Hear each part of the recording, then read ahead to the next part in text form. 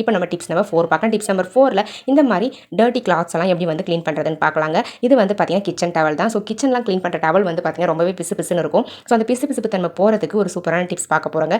என்ன தான் வாஷ் பண்ணாலும் நம்ம கையும் பிசு பிசுன்னு ஆகிடும், அந்த கிளாத்தில் இருக்கக்கூடிய அந்த பிசு பிசுப்பு தன்மை போகவே போகாது. ஸோ அதை வந்து இந்த டிப்ஸ் மூலிமா நீங்கள் ரிமூவ் பண்ணிடலாங்க. அதுக்கு நம்ம வாட்டரை வந்து பார்த்தீங்கன்னா லைட்டாக ஹீட் பண்ணி எடுத்துட்டு அதில் கொஞ்சமாக லெமன் வந்து ஆட் பண்ணிக்கோங்க. நான் ஆஃப் லெமன் ஆட் பண்ணியிருக்கேன்.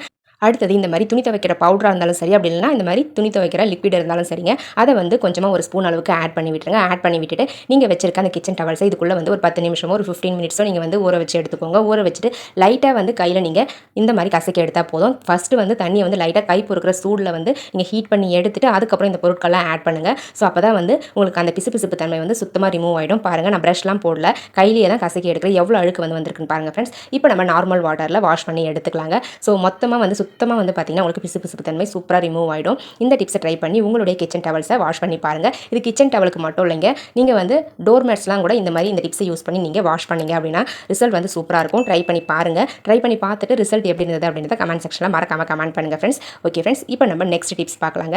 டிப்ஸ் நம்பர் 5 பார்க்க போகிறோம். டிப்ஸ் நம்பர் 5ல என்ன பார்க்க